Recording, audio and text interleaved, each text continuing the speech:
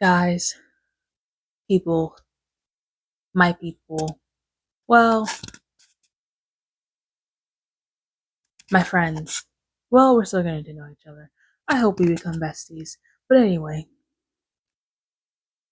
it is 2 a.m. Well, it's surpassed 2 a.m. now. It's 2:19 a.m. Well, now it's 2:20.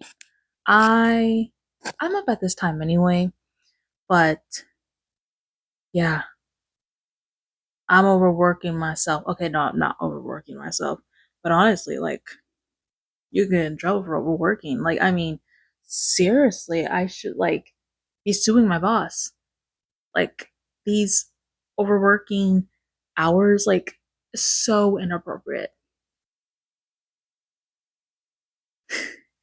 Anyway, so I just got done filming my New Year, no, not New Year, but the end of the year book tag. You didn't ask, but if you watch that video and then you watch this video and you notice same background, same clothes, yeah, well, I filmed them back to back. If you don't like that, I don't know what to tell you. What do you want from me? Okay, it's 2 a.m.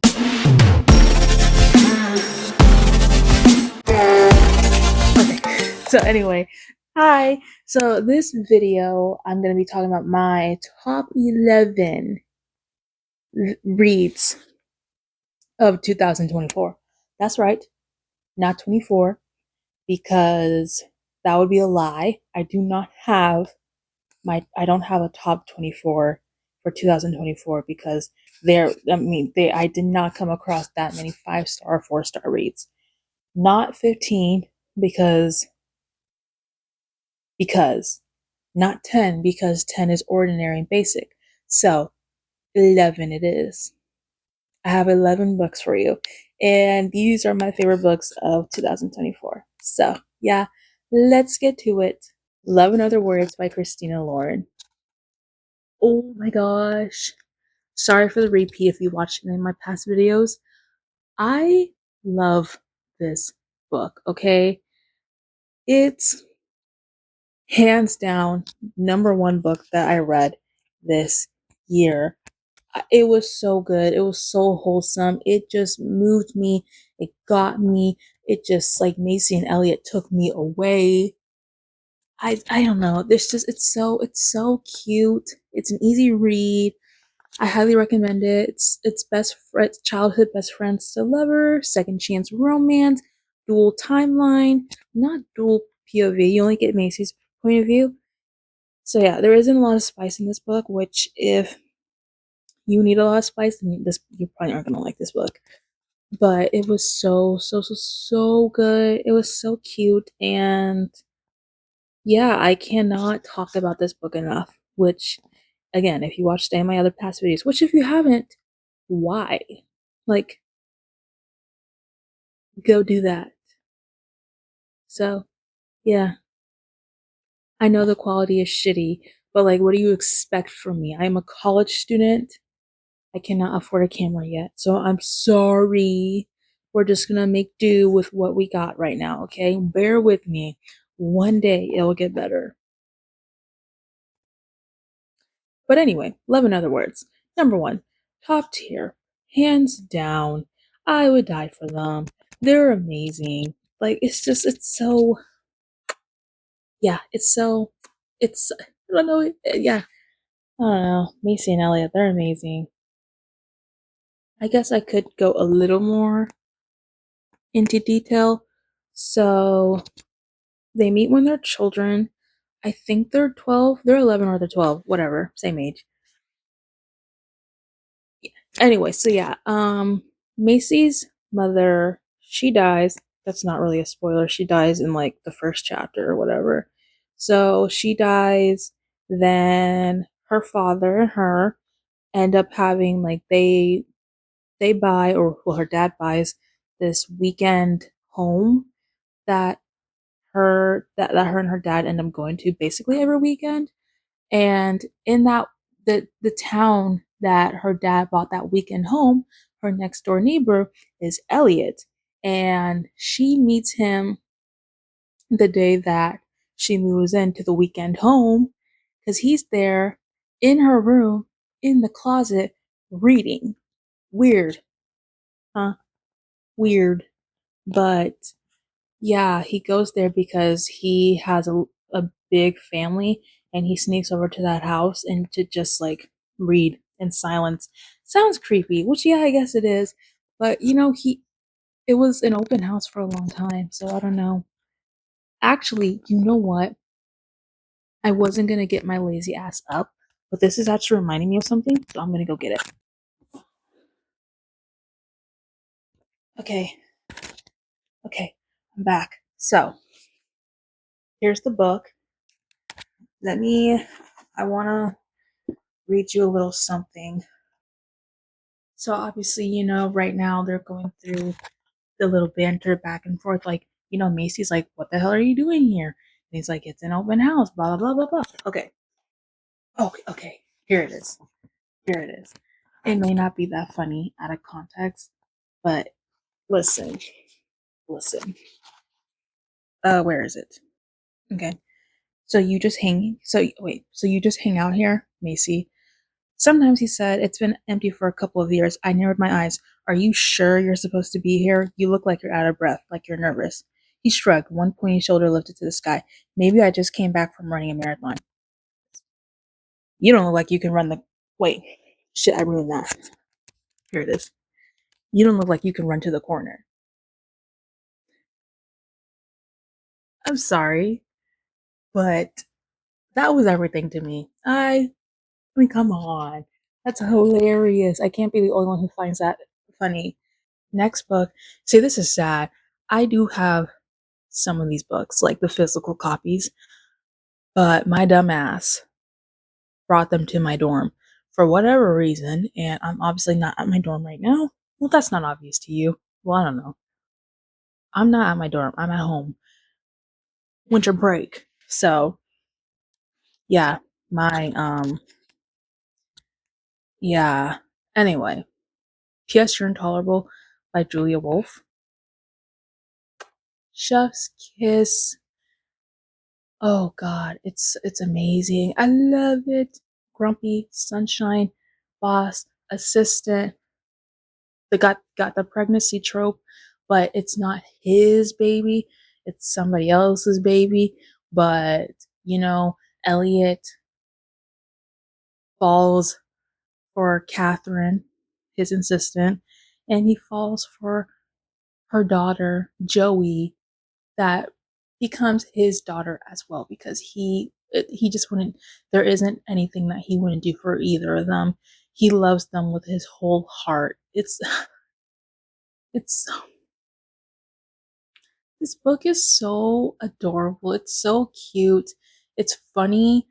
I mean, I was laughing so much when Elliot was convinced that he was being gaslighted because I don't know, something with the paper, like it was like an inch shorter or something, and he was freaking out.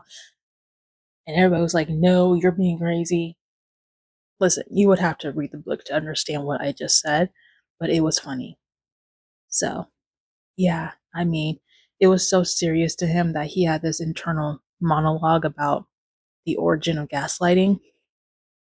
So funny. Anyway, yeah, I gotta, yeah. Is there anything else I could say about this book that I haven't said already? I don't know, I say a lot about this book.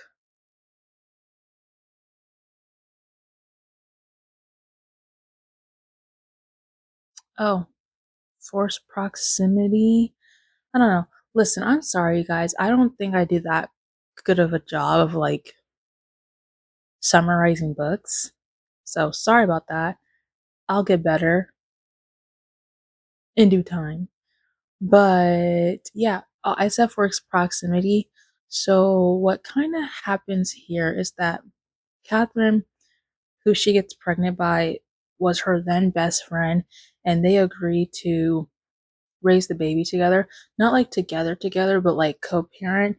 But he's not worth a shit, and he ends up and leaving, and they were also building a house together. That's important. That's important. They were also building a house together, but again, like I said, he ends up leaving and he runs off back to Australia, which I believe is where he was from originally. And so, alone and pregnant and in an incomplete house, like seriously incomplete. The house is in shambles. Shambles. I mean, dust. Okay, well, that's stupid. Like nails or whatever, unfinished floorboards, whatever, like that kind of stuff. And she's still living in that house, and she, even after she had her baby, and then while all this is happening, well, after she had her baby and she's still living in this incomplete house, Elliot, her boss, ends up going to her house one day because I forgot, it was a work thing or whatever. So he ends up going there and he sees the house and he sees her and her daughter and the condition of that house. And he's like, after maybe like an hour, well, maybe not even an hour, but after just like a few minutes of being there, he's like, Catherine, pack your bag for you and your daughter and come live with me. I got a big enough house. You can have your own room. And yeah, and then the love story begins. Well, I guess technically it was already, but it really begins after that. It's beautiful, beautiful, beautiful. I'm sorry. I really wish I could show you the cover. Oh, well, there's two different covers. There's the paperback and then there's the special edition one. I got the special edition one, which you can get on Amazon because I don't like the regular one. It's just, those ugly covers with the dude on them. No, which is the one that I've been showing in my videos because I don't have the physical copy on me. Why would I do that to myself? Anyway, yeah. Blindsided by Amy Daws. Again, on the repeats again. I love this book. It's so, so, so good. This book I read back in July, so 5 months ago. It got me into reading contemporary. It was because of this book, because it was just so, I remember it left me feeling like so wholesome that it made me want to read more contemporary books, and I did. So it's because of this book why I, you know, started talking about other books. So yeah, the book was so good. I loved it. I loved it. I loved it. Best Friends to Lovers, Plus Size FMC. Oh, wait, another thing. I forgot to mention this in PS You're Intolerable. Catherine, also a plus size FMC. So, but anyway, going back to Blindsided. So, yeah. What did I say? Friends to Lovers, plus size FMC. They're doing like the hookup thing, exclusive hookup for like about a month. But then, of course, like, it's like, don't fall in love. They're just having sex. But then, of course, inevitably, they do have sex. I mean, wait, they do fall in love. So, yeah. Tempt by Melanie Harlow. Again, I've spoken about this book so much, but I fucking love this book. Like, I just like, it's so good. Like, this book took me by surprise. I didn't think I would enjoy it as much as I would because it has the trope that I hate or that I haven't had a good experience with, which is words are escaping me. Ex-boyfriend's dad's wait, ex-boyfriend's dad. There we go. Yeah, I don't care for that trope. I haven't had a good experience with it. But in this book, the author, Melanie Harlow, she did it well done. I couldn't put it down. I read it in like one sitting. Well, actually, did I say I read it in one sitting? Oh, no. No. I'm a slow reader. Halton read it in one sitting. He read it lightning speed. He read that book in like 2 hours, whereas it took me all of my Saturday. So, like, all of the 24 hours to read that book. Next up, Say You Swear by Meagan Brandy. Oh God, this book. this book was good. I didn't get into it immediately because I kind of felt like the beginning was a little like slow, but then once, I can't say because it's a spoiler, but once something happened between Ariana, the FMC, and one of her love interests, I'll give you a hint. It wasn't, wait, no, that might be a spoiler. Never mind. Anyway, once something happens between Ariana and one of the guys on the beach or whatever, when they're doing their last vacation before they all go off to college or whatever together, once that thing happened, it started like, oh yes, I was starting to get more invested. It was like, oh, it's finally getting good. So yeah, and then it just kept getting better and better and better, because then it got to the point to where like I couldn't put it down. Yeah, but Noah is top tier. Noah is top tier, okay? He I don't do the whole book boyfriend thing. I don't know. I just don't do it. But with Noah, I will. I will say that he is my book boyfriend or my book husband, because actually he surpasses book boyfriend. Like, he is husband material. He is the first at MMC that I've really read where I was like, wow, he actually exhibits healthy masculine energy. Which, again, granted, I mainly just read dark romances anyway, so obviously I wouldn't fucking see that in a dark romance book. But Noah just really stood out to me in this. I mean, he's obviously, it's a contemporary romance because I said healthy masculine energy, so you wouldn't see that in a dark romance book. But yeah, Noah Noah fucking Riley. If you know, you know, and you are blessed for it. The Syndicater by Runyx. Dun, dun, dun. I don't know why I did that. It just came to me. So, yeah, the Syndicator. Now, look, if you watched my very first video on this channel, a train wreck that it is. But one of the things that you can gather from that video, other than the mess that it was that I love that series. I love that series with my whole heart, okay? Fucking love that series. I would die for that series, okay? I would die for Runyx because she wrote that series. So, yeah. And of course, Runyx is one of my favorite authors. So, yeah, and I feel like if you're gonna watch me, if you're gonna be watching this channel, then these are some of the things that you do need to know. My favorite books and my favorite authors. And you should always know that the Dark Horse series is like number one and Runyx is number one. That's just something that you should know. And if you don't, what the fuck? I couldn't put it down. I will say that I couldn't put it down because I was so invested. I waited a year and a half for this book, okay? I did. But it was definitely a disappointment in some sense. And, I mean, listen, I know everybody has their own review. It seems like collectively, the majority of people weren't 100%, satisfied. And that's okay. We're allowed to have our opinions. But, for those who were being just not a good human being, not a kind human being, and like personally attacking the author and saying some really, really foul, unforgettable, maybe even unforgivable stuff to her, like, that's just not okay. Like, don't be a decent human being, okay? So, anyway, I don't know. Like, it is what it is. I still really enjoyed the book. Do I love it? No. Does it replace my favorite books in that series, which is The Finisher and The Annihilator? No. But I cannot rank this book lower than a 3 because the sibling relationship, I'm not gonna say, just in case if you haven't read the series, but the sibling relationship, if you know, you know.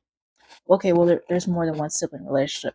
Look, reading that in the book, that was definitely my favorite part of this book. I ate that shit up. I loved it. It made me so happy. And that's why I'm ranking this book a 4-star. Okay, so after I read The Syndicator, I read and I listened to The Sinner by, well, it's called Sinner, not The Sinner, by Sierra Simone. Oh man, this book, mm, mm, mm, mm, mm, so good. I loved it. I loved it. Okay, I don't know why I did that. But yeah, it was so good. I will say this though, it's definitely I wouldn't say it's for everybody, especially if you're religious, you may not appreciate this book because in the religious sense, it's definitely, well, disrespectful. I will say that. But I'm not religious. So, yeah.